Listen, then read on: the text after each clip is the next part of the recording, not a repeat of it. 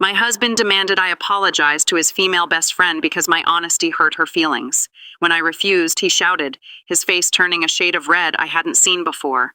"Apologize, or I'll divorce you." I agreed. I went to her house. I looked her dead in the eye, and right there in front of her husband, I said something that made them both understand, finally, why a woman like me will never, ever back down from the truth. Apologize to Michelle, or I'm filing for divorce. My husband, Sean, stood in our living room with his arms crossed, delivering that ultimatum like he was negotiating a hostile takeover, not threatening to torch our 5-year marriage. His face was set in that all-too-familiar expression I'd come to dread over the past few months, the one that screamed I was being unreasonable, jealous, impossible, the one that had me questioning my own sanity, my own gut, even when I knew, deep down, that I was right. Before we get into the dirt, and trust me, there's a lot of it, I have to ask, are you the kind of person who stands by and watches, or do you stand up and speak? If you believe in speaking truth, even when your voice shakes, hit that subscribe button right now. It's free. Honestly, if you can't even click a free button to support standing up for yourself, what does that really say? And for those of you who won't subscribe, I'm just genuinely curious. Head down to the comments and tell me why you're okay with letting liars and manipulators win. Now let's see how this whole mess unfolded.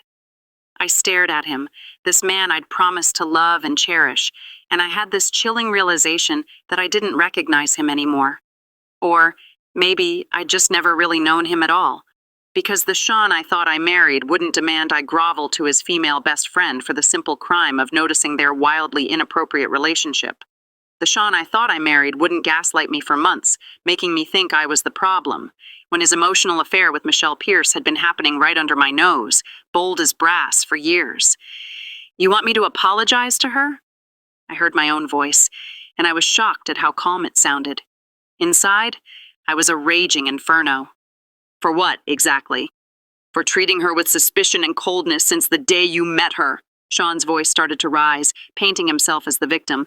For making her feel unwelcome in our lives. For being so damn jealous that you can't accept I have a meaningful friendship outside our marriage. He was pacing now, working himself up. "Michelle's been nothing but kind to you, Jane, and you've hurt her feelings with your constant attitude. She deserves an apology, and if you can't give her that, then I don't know if I can stay in this marriage." Something inside me didn't just break. It shifted. It solidified. It wasn't heartbreak, not yet. That would come later. In waves. What I felt in that exact moment was clarity. A clarity so cold and sharp, it felt like a blade. But I'm getting ahead of myself. Let me take you back to the beginning. Back to when I still believed in the life Sean and I were building. I'm Jane Montgomery, and for 5 years, I genuinely thought I had a rock-solid marriage. We met at a July 4th cookout thrown by mutual friends, one of those perfect summer afternoons in Chicago where the air is buzzing and everything feels possible. Sean was standing by the drink cooler when I walked up, and he looked at me with this genuine, easy smile that just made me forget I was supposed to be playing it cool.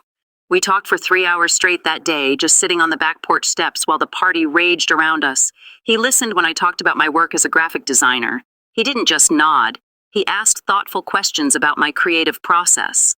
He told me about managing operations at a big logistics firm downtown, and he spoke with real enthusiasm, not that fake, dead-eyed interest some guys use as a placeholder until they can talk about themselves again.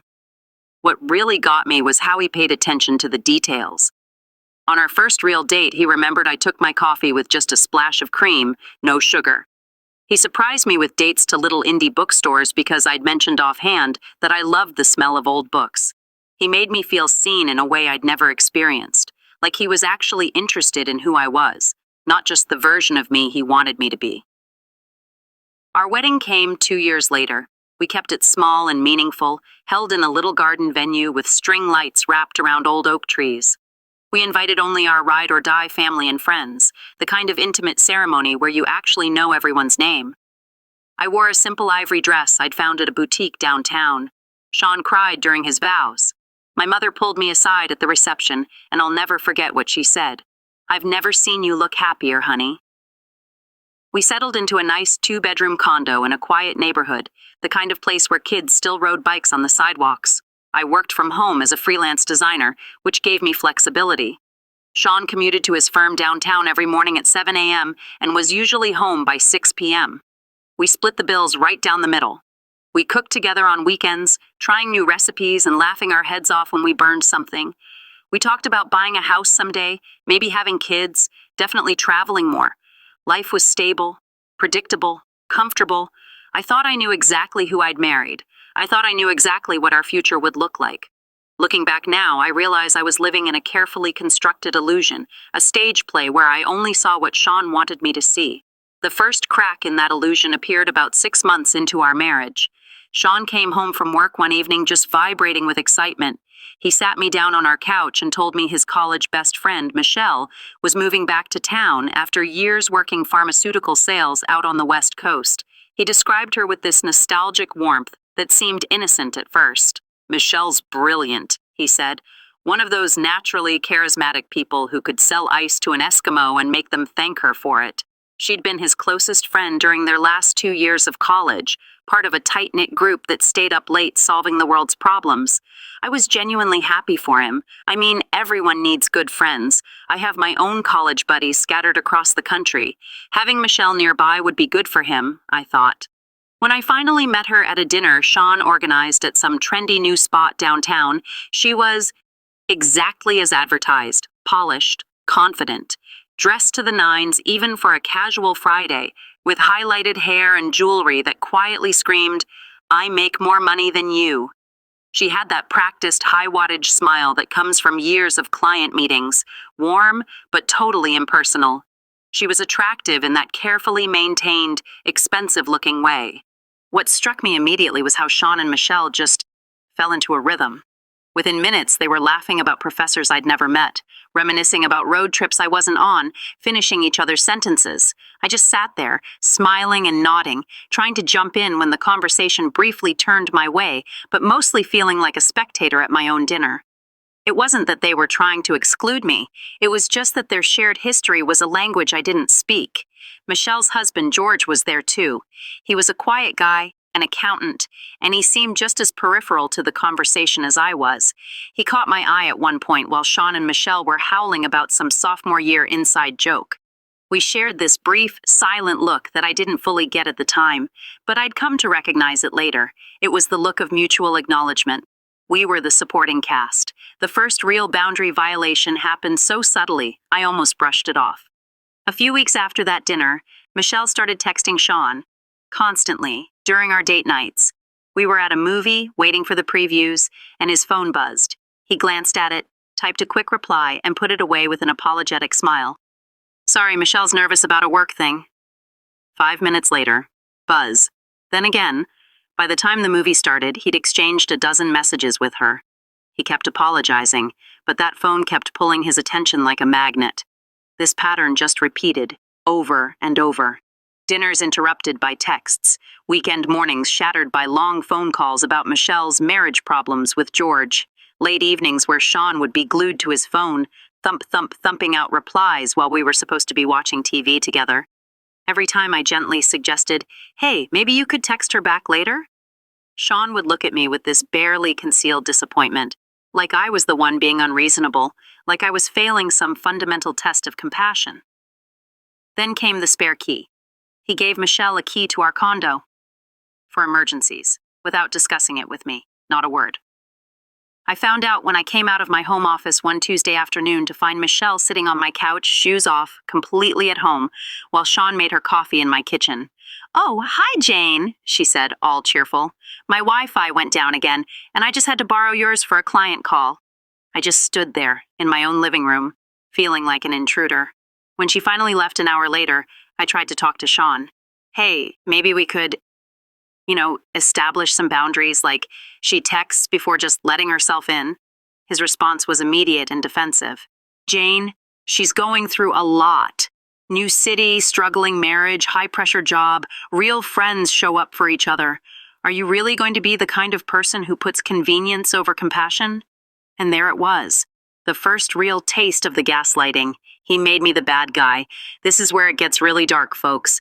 And if you're already feeling that knot in your stomach just from hearing this, you know exactly what's coming.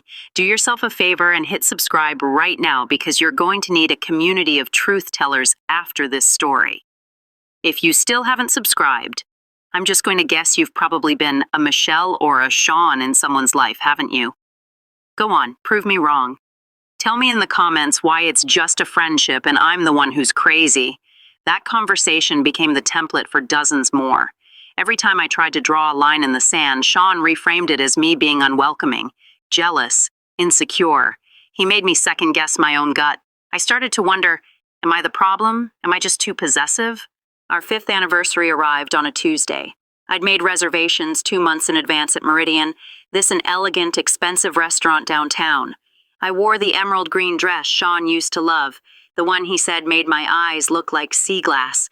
I had the whole night planned, dinner, a walk along the river, and then home to a gift I'd spent weeks on, a custom, leather-bound photo album of our entire relationship. We made it halfway through the appetizers before his phone started blowing up. Each notification fractured his attention a little more until he was just gone. His eyes were glued to the screen. I sat there, watching myself become invisible in real time. That's when I said it. "Sean, it's our anniversary." He looked up, and I swear there was genuine confusion on his face. I know. It's just, Michelle's having a total crisis. I'm just letting her know she's not alone." But I was alone. Sitting across from my husband at a 5-star restaurant on our anniversary, while he provided emotional support to another woman. The irony was so bitter I could barely swallow my food. That night, lying in bed next to a peacefully sleeping Sean, I finally admitted the truth to myself. My marriage had 3 people in it, and I was the least important one. 3 more months passed. 3 months of me trying to convince myself I was overreacting. 3 months of me swallowing my instincts and forcing smiles while Michelle used her key to drop by unannounced, and Sean prioritized her texts over our life. Then, my MacBook Pro died. It was a Wednesday morning, right in the middle of a critical project for a major client. The screen just went black. Total black screen of death. The deadline was end of day. I had maybe 6 hours to finish a massive presentation. Panic set in. I needed my files from the cloud, and I needed them now. Sean's laptop was sitting in his home office. He'd told me a dozen times, "You can use it whenever. We don't have secrets. What's mine is yours." I grabbed it, powered it up, and logged into my cloud account. I dove back into work, racing the clock. About an hour in, I realized I needed to reference our tax documents from last year. Sean handled all our administrative paperwork and kept everything organized on his laptop. I opened his file explorer and navigated to our shared documents. And that's when I saw it, buried among work files and random downloads in a way that suggested it was hidden, but not well hidden. A folder labeled personal, private. My stomach didn't just clench, it imploded.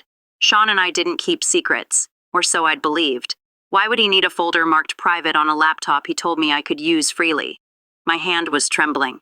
Part of me, the part that still wanted the fairy tale, was screaming to close the laptop, walk away, and just ask him about it tonight. But the part of me that had been called crazy and jealous and insecure for months, that part had to know. You know that feeling, don't you? The one right before your world blows up. The one where you know, if you turn this key, if you open this door, nothing will ever be the same again. If you're holding your breath right now, hit that subscribe button. You're one of us. You get it. And if you're one of those people who would have just closed the laptop, I honestly pity you. Go on, tell me in the comments why you'd rather live a comfortable lie than face a hard, devastating truth. I clicked it open. The folder contained hundreds of files, photos, screenshots, documents, spanning back 3 years.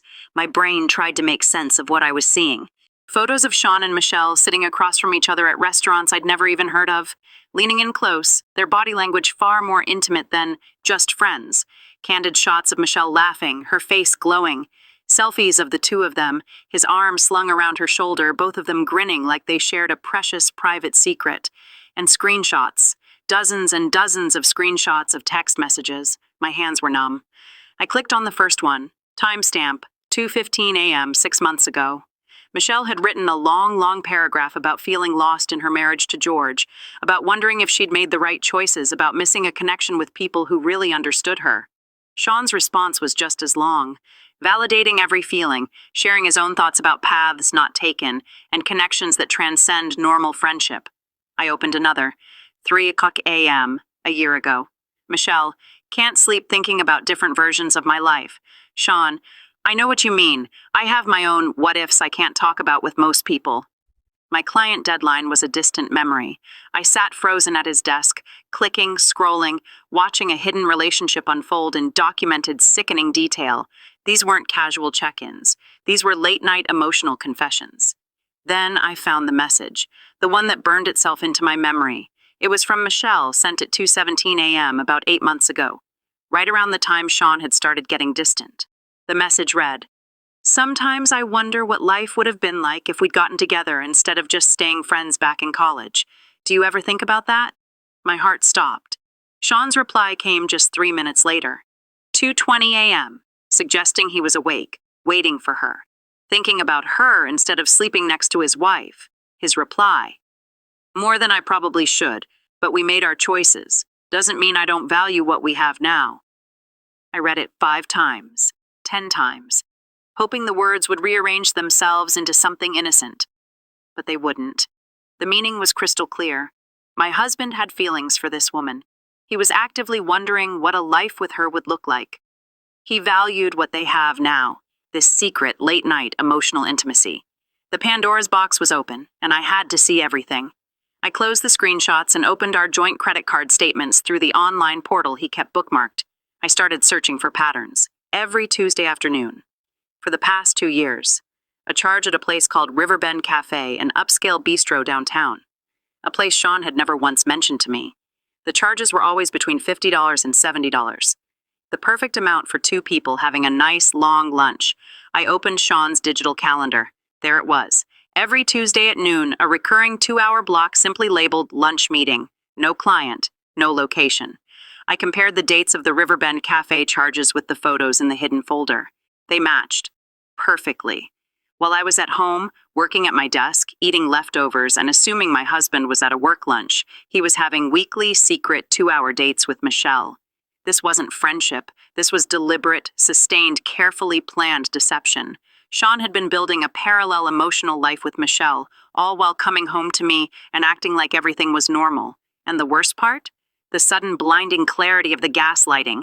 Every single time I'd expressed discomfort, he'd made me the problem. He'd called me jealous, possessive, insecure. He'd made me question my own gut until I believed my discomfort was a personal failing. But my gut hadn't been wrong. It had been screaming the truth the entire time. Every uncomfortable feeling, every moment of suspicion, all of it was an accurate perception of a reality he was actively hiding.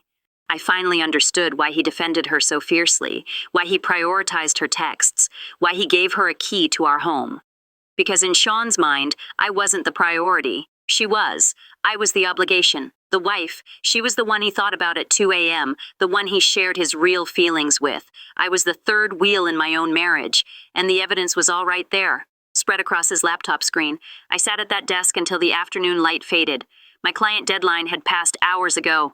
I didn't care. Eventually, I forced myself to move. I found a USB drive in his desk drawer, and I methodically copied everything. Every photo, every screenshot, every credit card statement. I organized it all into folders, dates, labels. I was building a case. When I was done, I expected to collapse, to sob, to rage. Instead, I just felt calm. A cold, quiet calm. The relief of knowing I wasn't crazy was greater than the pain of the betrayal. I looked at the clock, 3:45 p.m. Sean would be home around 6:30, like always, expecting dinner, expecting normal. I decided to give it to him. I went to the kitchen and started making chicken with roasted vegetables, one of his favorites. I set the table. I even put on music. I created the illusion of normal in a home that now felt like a stage set. He walked in at 6:28 p.m., right on time. He kissed my cheek. "Something smells good," he said, heading to the bedroom to change. I let him decompress for exactly 15 minutes. Long enough to change into sweatpants, pour a glass of wine, and settle onto the couch with his phone, probably texting her about his day. Then I walked over with his laptop. I sat in the armchair across from him. I turned the screen so he could see it. The folder Personal Private was open. "What is this?" I watched the blood drain from his face. I watched the recognition hit him. I saw the flash of pure, raw panic. And then, just as quickly, it was gone, replaced by a hard, cold defensiveness. "You went through my private files?" His voice was rising, thick with indignation, as if I was the one who'd done something wrong. "Jane, what the hell? You had no right!" The sheer audacity of it stunned me. He wasn't denying it. He wasn't apologizing. His first instinct was to make me the villain for discovering his betrayal. "My laptop crashed," I said, my voice level. "I was using yours like you've always told me I could. I was looking for our tax documents, and I found a folder labeled Private that contained evidence of a years-long emotional affair with Michelle. So yes, I looked. And now I'm asking you to explain it." "There's nothing to explain." He stood up, pacing. "You're misinterpreting a friendship because you've never been able to handle me being close with her. This is exactly the kind of jealous behavior I've been patient with for months." He was actually going to try it. He was going to try to gaslight me while the evidence was sitting right between us. "Sean, I read the texts. I saw the photos from your secret Tuesday lunches. I found the credit card charges. This isn't me misinterpreting. This is you having an emotional affair and lying to my face about it." "It's not an affair," he shouted. "Yes, we talk about deep things. Yes, we meet for lunch. That's what real friendship looks like, Jane. Deep connection, emotional honesty. Just because you don't have friendships like that doesn't mean they're inappropriate." Every word was a deflection, reframing his betrayal as my inadequacy. "She texted you at 2 a.m., I said, my voice harder now, asking if you ever thought about what life would be like if you'd gotten together. You replied that you thought about it more than you probably should. That's not friendship, Sean. That's emotional infidelity." "You're twisting things," he spat, "taking private conversations out of context because you're insecure." The argument went in circles for 2 hours, him deflecting, me holding up the facts. Every time I pointed to a boundary, he told me I was the one with the problem. I was jealous, I was possessive, I was insecure, I was so tired, but I kept pushing. I needed him to just stop lying. And that's when he delivered the line that sealed his fate. He stood in the middle of our living room, arms crossed, and put on that patronizing tone, the one he used when he was the adult dealing with a difficult child. "If anything, Jane," he said, his voice dripping with condescension, "you owe Michelle an apology." The words just hung in the air. I was too shocked to even speak. "She has been nothing but kind to you," he continued, warming to his argument. "She has tried to include you, and you've treated her with coldness since day one. She knows you don't like her. She's told me it hurts her feelings how you act, how you always try to limit our friendship." He was actually doing it. He was making his emotional affair partner the victim, and me the aggressor. "You want me to apologize to her?" I asked again, my voice dangerously calm. "For being jealous, for making her feel unwelcome when she's done nothing wrong. She deserves an apology, Jane, and if you can't give her that, then I seriously need to reconsider this marriage." He stood there, smug, believing he held all the cards. He thought he was calling my bluff, forcing me to choose between my pride and my marriage, forcing me to bend. He had no idea. He had just handed me the perfect weapon. I let the silence stretch. I watched him stand there in his self-righteous certainty. Then I spoke. "Fine." His expression flickered. Surprise. He'd expected a fight. "I'll apologize to Michelle," I continued, my tone perfectly reasonable. "But let's do it properly. At her house, with George there too. If I'm going to apologize for hurting her feelings, I want to do it right, in front of both of our spouses, so everyone can hear exactly what I have to say." Sean's face lit up, with relief, with triumph. He actually smiled, believing he'd won, believing he'd finally broken me. "Really? You'll do that?" he said, his voice eager. "Absolutely. Schedule it for this Saturday evening. I want to make sure everyone is there. I'll prepare what I want to say." Sean nodded, already pulling out his phone to text Michelle, his face relaxed for the first time all night. He had no idea what I was planning. He had no clue that he'd just arranged the perfect stage for me to detonate the truth in front of the exact person who needed to hear it most. He spent the rest of the night texting her, his face glowing. I spent the rest of the night planning. The next morning, Thursday, the moment Sean left for work, I was back on his laptop. I spent 3 hours documenting everything. I organized the screenshots chronologically, showing the clear progression from friendly to deeply grossly inappropriate. Then I compiled the financial evidence. I highlighted every single charge at Riverbend Cafe. I calculated the total, over $7,000.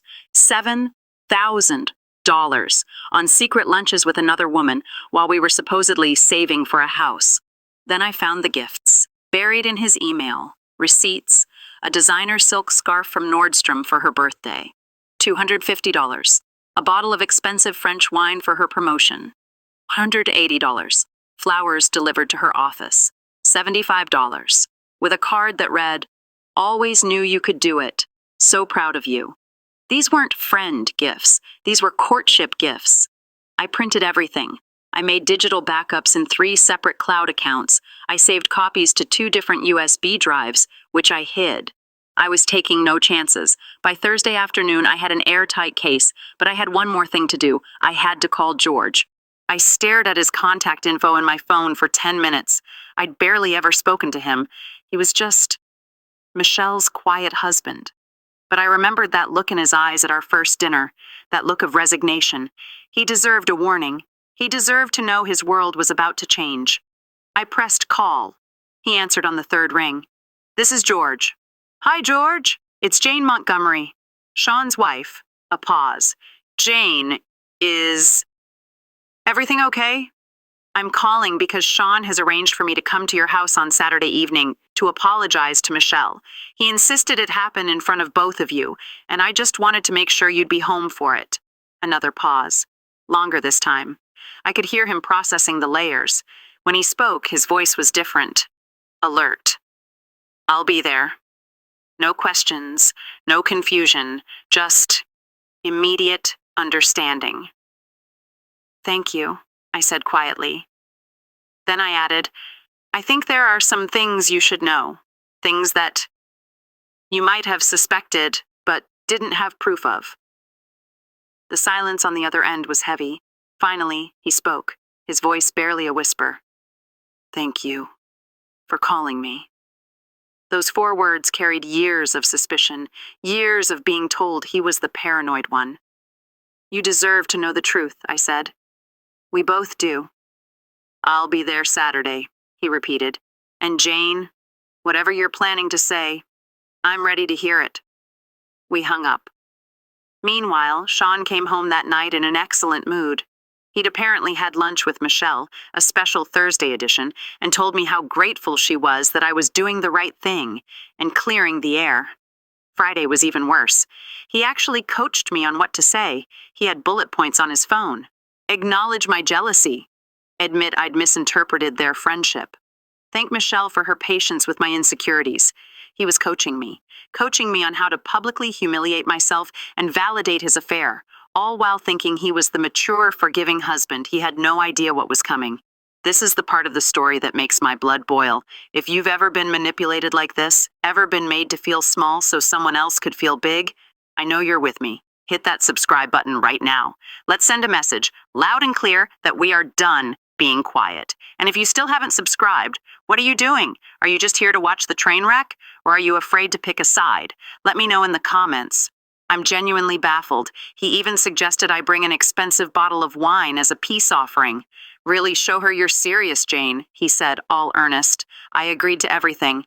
I practiced my humble face in the mirror. I asked him questions about my tone. With every passing hour, his confidence grew. He was so proud of himself. He'd successfully trained his wife. Friday night, he hugged me and said he was proud of me for being mature enough to work through my issues. I hugged him back. And I'd learned from the master. I felt nothing. I lay in bed that night, listening to him sleep, knowing that tomorrow I was going to detonate his entire world. Was I being vindictive? Maybe, but every time I felt a pang of doubt, I just remembered his face at our anniversary dinner. I remembered him calling me jealous and insecure. I thought about all the women who stay silent, who apologize for being right because it's easier. This wasn't revenge. This was justice. Saturday arrived. I spent the day in a quiet, focused calm. Sean kept reassuring me, "It'll be fine. This is a new beginning for all of us." I just nodded. At 5 p.m., I got dressed. A simple navy dress. understated, serious. Sean had picked out a $100 bottle of French wine. He wrapped it in a gift bag himself. We left at 6:15. He insisted we drive together to present a united front. He patted my knee the whole way there. I'm so proud of you, Jane. This means everything to me. Our marriage is going to be so much stronger after tonight. You'll see. I looked at my husband, this man who was demanding I apologize to his affair partner. This man who genuinely believed this night would strengthen our marriage by cementing her priority in his life. I know it will, I said, and squeezed his hand. It was the last time he would ever look at me with trust. We pulled up to their house. The lights were blazing. I could see Michelle through the front window, arranging things on her coffee table, staging the scene for her big victory. Sean rang the bell. She swung the door open, her smile wide and dripping with smugness. She looked perfect, of course. Designer jeans that cost more than my car payment, a cream silk blouse, flawless makeup. She was dressed for her validation. Sean, Jane, come in, come in. Her voice was warm, playing the gracious host. I'm so glad we're doing this. Clearing the air will be so good for all of us. Sean handed her the wine. She gushed over it and set it aside. Her eyes were locked on me, gauging just how broken I was. Then George appeared from the kitchen, and the moment our eyes met, I knew. He was alert, watchful, braced for impact. He knew. Jane, Sean. He nodded, his voice neutral. His eyes found mine again just for a second, and I saw it. Acknowledgement. We all moved into the living room. Michelle had a whole spread laid out, an expensive-looking cheese board, wine glasses already poured. She had staged this. This was her throne room, and I was the peasant coming to beg forgiveness. Sean and I took the 2 armchairs. Michelle and George sat on the couch across from us. The coffee table was a barrier between us. Sean settled in and gave me an encouraging nod, his face glowing with relief. He thought he'd won. Michelle folded her hands in her lap, her expression arranged into one of magnanimous, queenly forgiveness. George just leaned back, arms crossed, watching. I took a deliberate breath. I set my wine glass down on the table. The sound of it clicking on the wood was unnaturally loud in the quiet, expectant room. I looked directly at Michelle, held her gaze, and I began. Michelle, I said, my voice calm and measured. I want to start by saying that Sean was absolutely right. I paused. I let the words hang. I saw her smile widen just a fraction. I saw Sean's face light up. I do owe you an apology. Another pause. Sean was beaming. Michelle relaxed, ready to receive her prize. George didn't move a muscle. But not for the reasons you think. The air in the room didn't just change, it sucked out. Mason's smile froze and cracked.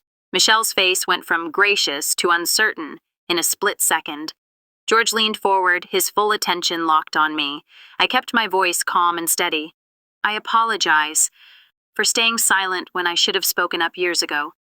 I apologize for allowing you and Sean to continue an emotional affair right under my nose, all while convincing myself I was the crazy one for feeling uncomfortable. Jane, what are you? Sean tried to interrupt, his voice sharp with warning. I held up a hand, cutting him off without even looking at him.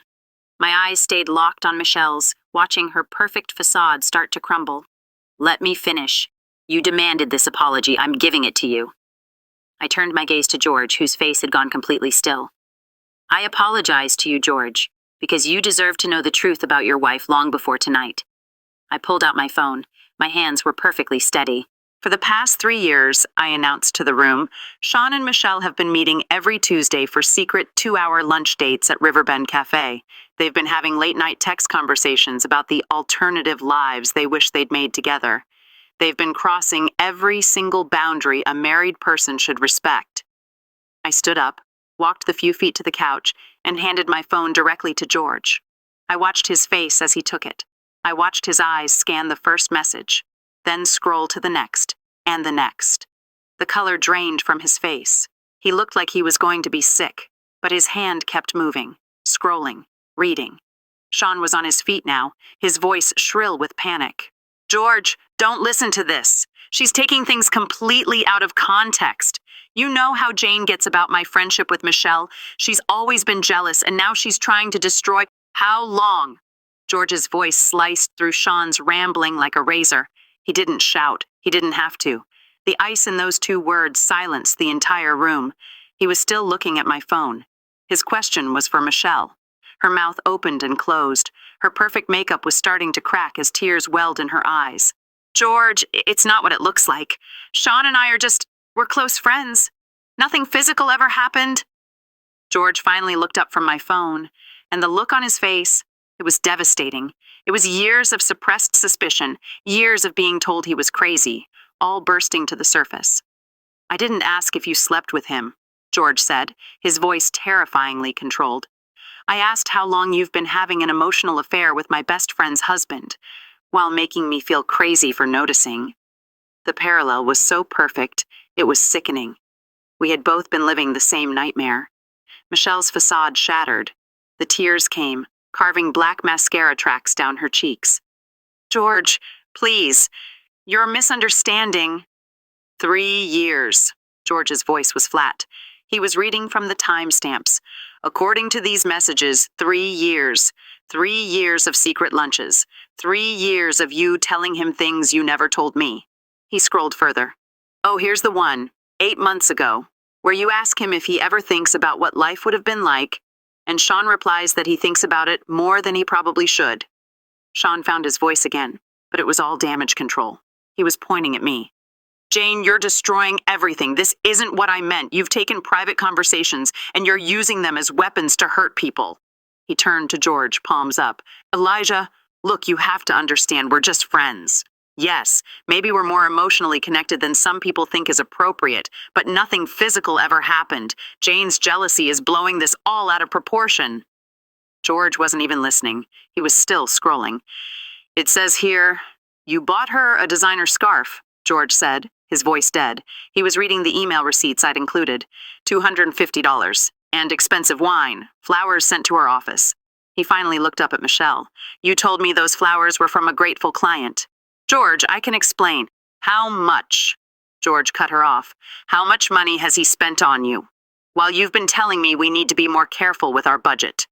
Sean's desperate explanations just faded into noise. The evidence was too loud. I stood up slowly. I smoothed my navy dress. I picked up my purse. I looked at Sean, my husband. You demanded I apologize for speaking the truth, I said, my voice clear. I just did. You told me to do it in front of George. Done. You threatened me with divorce if I didn't comply. I took a step toward the door. Well, Sean, consider this my answer to that threat. I turned to George, who looked shattered, but also grimly grateful. I've sent copies of everything to your email address. All the screenshots, all the financial records. You deserve to know the truth. I'm genuinely sorry I didn't tell you sooner. As I moved to the door, Sean grabbed my arm. His grip was tight, digging into my skin. His face had changed from anger to pure, desperate pleading. Jane, you can't just walk out. We need to talk about this, please.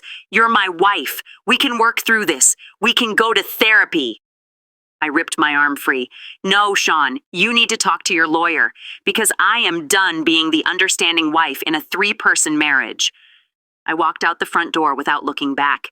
Behind me, I could hear Michelle openly sobbing. I could hear George's cold, precise questions continuing, one after another. I could hear Sean's voice cracking, still trying to explain the unexplainable. None of it was my problem anymore. I stepped out into the cool night air. The street was quiet, peaceful. I pulled out my phone and called an Uber. I sat in the back of that car, staring out the window, and I didn't feel guilty. I felt relieved, like I'd just removed a tumor. When I got back to our condo, I unlocked the door, and the space already felt different. Lighter. I poured myself a glass of wine and sat on the couch. And I waited. His key turned in the lock at 11:47 p.m. The man who walked in was not the man who left. His face was ravaged. His eyes were red and swollen. He looked like he'd aged 10 years. How could you do that? He whispered, his voice raw. How could you humiliate me like that? Destroy my friendship? You weaponized private conversations. He was back to anger, deflect, attack. I just sipped my wine. I'd said everything I needed to say. He paced and raved for 20 minutes. Then he shifted to bargaining. Look, I know I made mistakes, he said, his voice soft now. Maybe we got too close, but we can work through this, Jane. I'll put distance between me and Michelle. Whatever you need. Our marriage is worth fighting for. I set down my glass. Sean, I'm filing for divorce. His face went through a whole new cycle. Shock, calculation. And then, one last pathetic attempt at manipulation. You're overreacting, he said, that old patronizing tone creeping back in. You're emotional. You're destroying our marriage over a friendship you misinterpreted. You're letting your insecurities ruin something good. Even now, he was still trying to make it my fault. I stood up, walked to our bedroom, and locked the door. The next morning, I called Victoria Brennan, the best, most ruthless divorce lawyer in the city. I showed her the USB drive. She reviewed everything, and a slow, thin smile spread across her face. Emotional affairs are hard to prove, she said. But this documentation, this is exceptional. The financial proof of resources being diverted, the clear pattern of deception. Oh, we can absolutely use this. 2 weeks later, I got an email from George. Subject line, thank you. He had filed for divorce the Monday after our apology. The evidence I'd sent him had made it impossible for Michelle to deny anything. He asked if we could meet for coffee, just to talk. He just wanted to talk to someone who understood. We met at a small cafe, and it was easy. We didn't have to explain anything. We'd both been gaslit. We'd both been made to feel crazy by the people we loved. It was like listening to my own experience, just reflected back at me. And what about Sean and Michelle? Oh, you'll love this part. I heard through the grapevine that they tried to make a real relationship work after their divorces were in motion. The predictability of it is almost funny. They lasted exactly 4 months. Turns out once their deep, transcendent connection wasn't a forbidden secret, once it had to deal with the mundane reality of bills and groceries and whose turn it was to take out the trash, the whole fantasy just collapsed. Sean apparently discovered that Michelle's constant need for validation was exhausting. And Michelle apparently wasn't thrilled with Sean's financial situation after he had to give me a very, very favorable settlement. The relationship that was built on late-night texts and secret lunches couldn't survive the light of day. And that, right there, is the sweet, sweet sound of karma. They built a fantasy, and they couldn't handle the reality. If you love seeing liars and manipulators get exactly what they deserve, you know what to do. Hit that subscribe button. This is the absolute last time I'm going to ask. If you've watched this entire insane story and you still won't subscribe, I have to assume you're terrified of what truths might come out in your own life. Go ahead, prove me wrong in the comments. 6 months after that night, I sat in Victoria's office signing the final divorce papers. I walked out of that high-rise building into the sunshine, and I felt light. Lighter than I had in years. My weekly coffee meetings with George continued. What started as trauma bonding slowly, very slowly, evolved. We were both damaged, both gun-shy, but we'd built something on a foundation of pure, unvarnished truth. One afternoon he asked me to dinner. Not as friends. We're still taking it slow, but it feels real in a way my marriage to Sean never did. I ran into Sean about 8 months after the divorce. In a grocery store, of all places. We both reached for the same bag of apples. He looked awful, older, worn down, grayer. "Jane," he said, "how are you?" "I'm good," I said, and I meant it. "Working, building a life."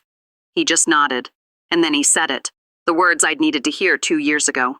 "I made a lot of mistakes, Jane. I wish I'd listened to you, back then, about Michelle." It was a real apology. I could hear it, but it was way, way too late. "I appreciate you saying that," I said. How is she?" His face just shut down. "We broke up months ago. Turns out what we had didn't really work when it wasn't a secret." He laughed, but there was no humor in it. We said goodbye, and I walked away. Today, my condo is all mine. I redecorated. It's peaceful. The silence here isn't lonely. It's the sound of a life reclaimed. Sean wanted me to kneel and apologize for hurting Michelle's feelings. I gave him exactly what he demanded.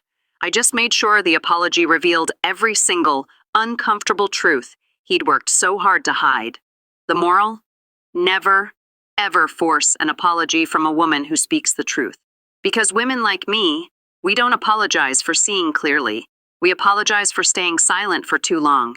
And when we finally decide to speak, we burn down every carefully constructed lie. I didn't bow for the truth, I weaponized it. And in doing so, I got my life back.